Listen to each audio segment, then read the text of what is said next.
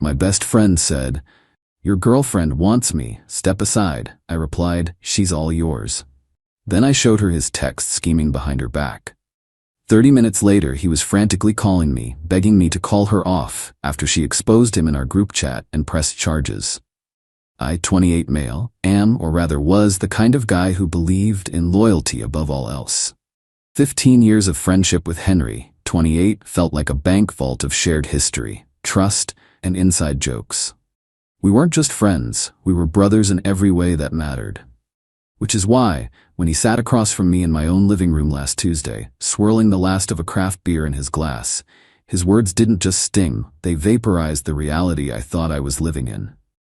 "Look, man," he began, leaning forward with that smug, conspiratorial grin he gets when he thinks he's about to do you a favor. "There's no easy way to say this. Maria wants me. She's been dropping hints for weeks. It's intense." Maria, 27. My Maria. The woman I was building a future with, the one who knew about my anxieties, who loved my terrible cooking, who I was planning to propose to in a few months. I just stared at him, the sound in the room narrowing to a sharp buzz in my ears. My first instinct was a jolt of white-hot rage, a primal urge to launch myself across the coffee table and wipe that grin off his face. But it was followed by a wave of something colder and more nauseating, confusion. He took my stunned silence as weakness. "I know it's rough, but you have to see it from my perspective. The chemistry is insane. You and her, it's comfortable, sure, but this is fire. I think it's time for you to just step aside. For her happiness, you know? For her happiness." The audacity of it was breathtaking. Every joke at my expense, every subtle one-up, every time his hand lingered on her back a second too long, it all started replaying in my mind, but this time in a sickening new context. The rage was still there, but a strange, cold calm began to form on the surface. A defense mechanism. I decided, in that split second, not to give him the satisfaction of a fight. "Okay," I said, my voice unnervingly steady. Henry blinked, the wind clearly taken out of his sails. "Okay? That's it?" "Yeah, man," I said, meeting his gaze. "If she wants you, she wants you. Can't stand in the way of fire, right? She's all yours." He looked genuinely stunned, and for a moment I saw a flicker of disappointment. The predator who was hoping for a bloody chase and was instead handed the prey on a platter. Cool, that's really mature of you, man." He stood up, puffing his chest out. "I knew you'd understand." "I do," I said, walking him to the door. "Completely." The moment the door clicked shut, I didn't punch a wall. I leaned against it, my legs feeling weak. The calculated calm evaporated, leaving only the hollow ache of betrayal. After a minute, I picked up my phone. My hands were shaking. "Me, hey, you free? Something's happened. We need to talk, face to face." "Of course, on my way." "Everything okay?" "You're scaring me." "Me, I'm not sure. Just get here." She arrived 20 minutes later, her face etched with concern. The first thing she saw was my expression. "Aaron, what is it? What's wrong?" I told her, my voice flat, relaying the conversation with Henry verbatim. Her face went through a kaleidoscope of emotions. Confusion, disbelief, a flash of anger.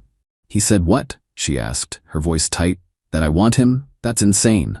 Why would he say that?" Then a flicker of suspicion crossed her face, a look that wounded me more than anything Henry had said. "What's going on, Aaron? Is this some kind of fight between you two that I'm being dragged into?" And there it was, the messy reality. She didn't know who to believe. Henry had been my best friend for 15 years, his word against mine. "He told me," she continued, her voice trembling slightly, "that he was worried about you, that you've been distant, and that he was just trying to be a good friend to both of us. He's been texting me, checking in." The poison was already there. He'd been laying the groundwork for weeks. "Maria, he's been playing us both," I said, my voice pleading. "He's a liar." "Then prove it," she challenged, tears welling in her eyes. "Because right now, my boyfriend is telling me my best friend is a monster, and I don't know what to believe." My heart sank. Then, a memory surfaced. A conversation from about a year ago, so repulsive it had seared itself into my brain. I started scrolling frantically through my chat history with Henry, my thumb flying. It took me nearly 10 minutes of desperate searching through memes, plans, and nonsense. And then I found it. It was a screenshot of a text Henry had sent me, a cropped but identifiable private photo of a woman we both knew from college. His text above it read, "Dude, you gotta see this. So desperate. Thinks she can get me to help her with her startup. LMAO." My reply at the time had been simple: "This is seriously messed up. Delete it." I had saved a screenshot of that specific exchange because, in that moment, I'd felt a genuine line had been crossed. I never imagined I'd need it like this. I handed the phone to Maria. She stared at it, her face going from pale to stone. She scrolled up and down, reading my horrified reply and his dismissive one. This was concrete. This wasn't my word against his. This was his character, in his own words, on the screen. The foundation of his lies crumbled in an instant. He told me you were the one who had a problem," she whispered. "That you were objectifying women and he was trying to get you to see how messed up it was. He used this exact situation as an example of your bad behavior." The sheer diabolical depth of his betrayal was finally laid bare.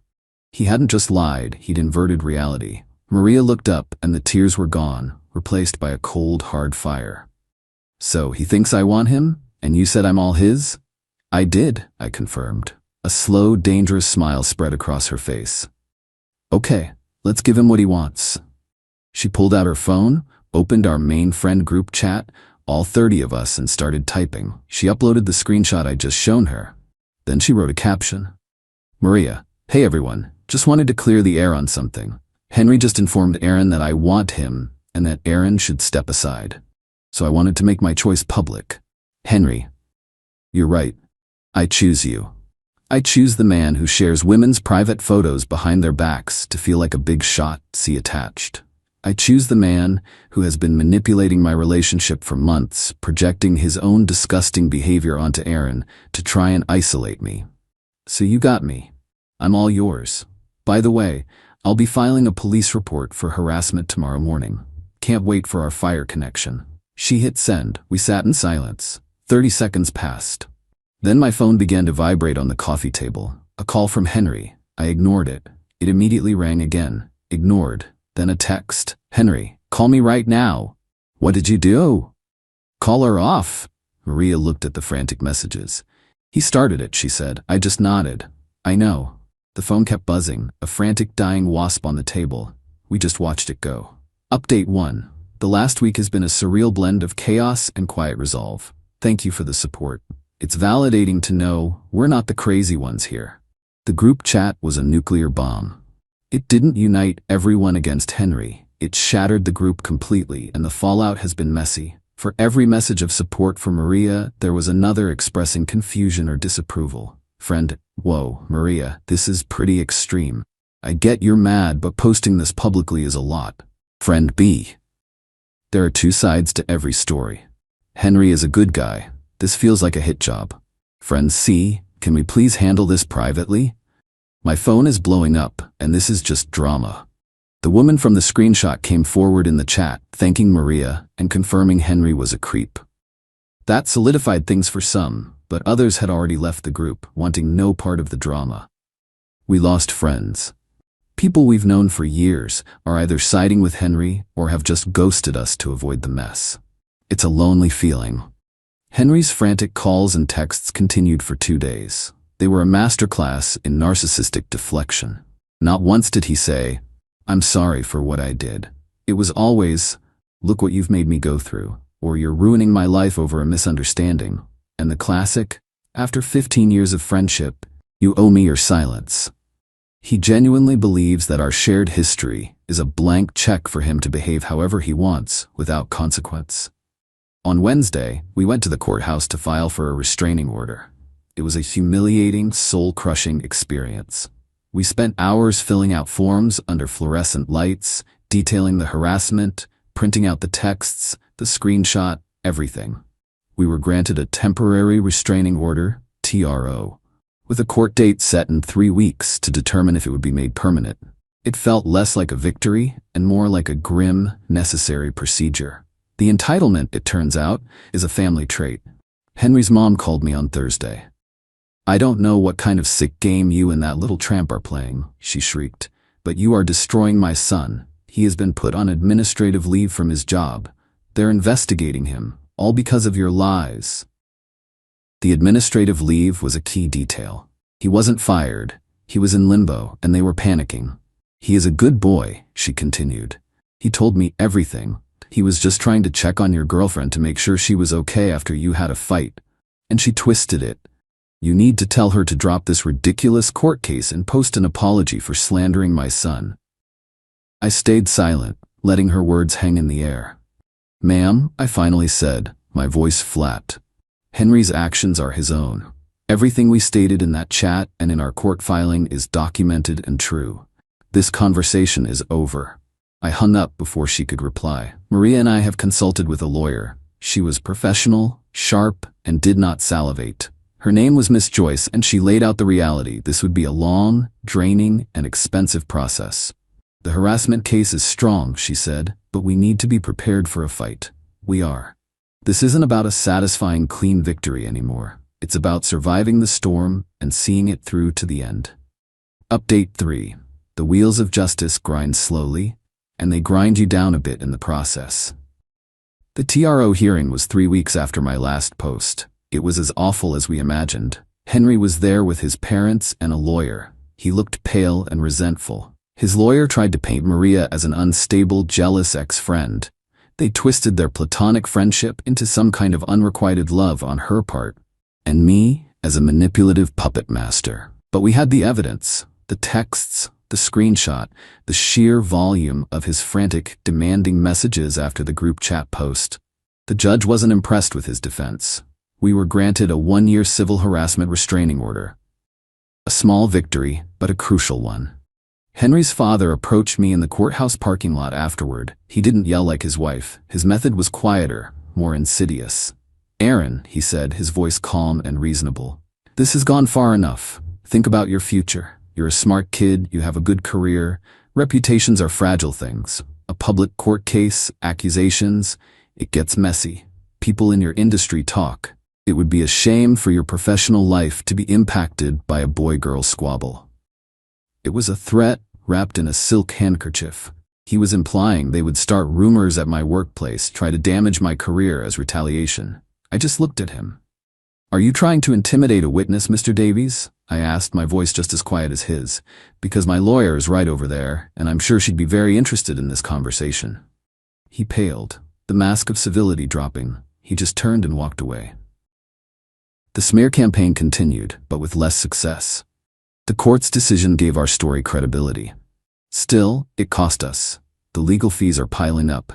The emotional toll is immense. We feel isolated. We've had to block a dozen former friends. Every social interaction feels fraught with tension, wondering who knows what, who believes whom.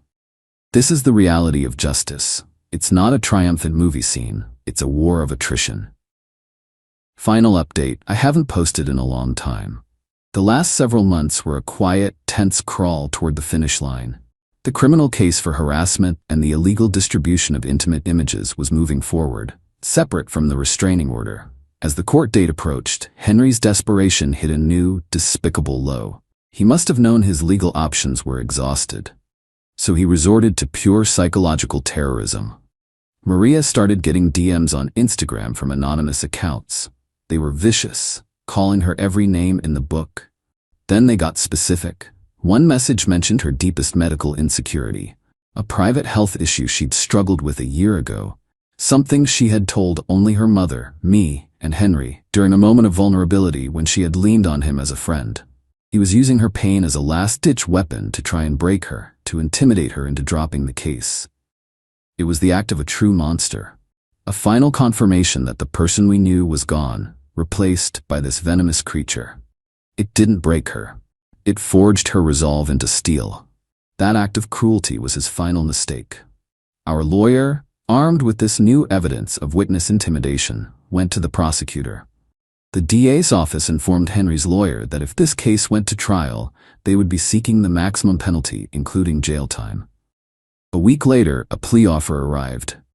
Henry would plead guilty to misdemeanor harassment and unlawful distribution of intimate images. The prosecutor's proposed terms, developed in consultation with us, were harsh. 2 years of probation, a significant fine, a year-long batterer's intervention program, and a new 10-year restraining order. We accepted. A trial would have been traumatic, and a guilty plea is a conviction. It's a permanent mark on his record. The day in court was quiet and gray. Henry stood before the judge, a hollowed-out version of the man I once knew. He read his admission of guilt from a piece of paper in a monotone. There was no emotion, just the sullen compliance of a man who had finally run out of moves. His parents were there. His mother cried silently. His father stared at the wall. I felt nothing for them. Life since then has been calm. The 10-year restraining order is a shield. I heard he was eventually let go from his job and now works somewhere in logistics, still living at home. Our old social circle is a ghost. We've built a new one, smaller and more genuine. Maria and I got engaged last month. On a quiet beach, just us. The future is ours again. Last week, a letter arrived. No return address, but I knew the handwriting. It was from Henry. It was a rambling, self-pitying mess about our brotherhood and his one stupid mistake. It ended with, "Can you ever forgive me?" For a moment I felt that old rage flare. I walked to the kitchen, my hand tightening around the envelope, my first thought being to burn it and be done with him forever. But then I stopped. That would be an emotional reaction, and I was done giving him my emotions. The old Aaron would have burned it. The new Aaron, the one who spent months documenting everything, knew better. This letter was a violation of a 10-year restraining order. It was evidence.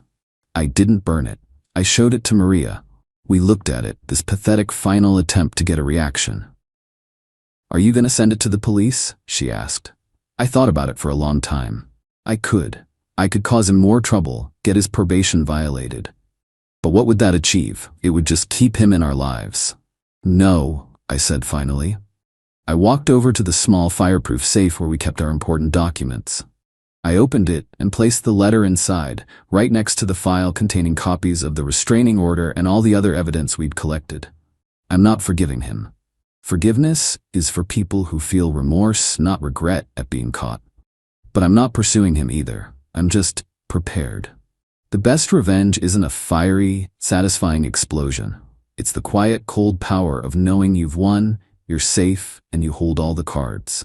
His letter sits in the dark, a final, impotent testament to his character, while we live our lives out here in the light.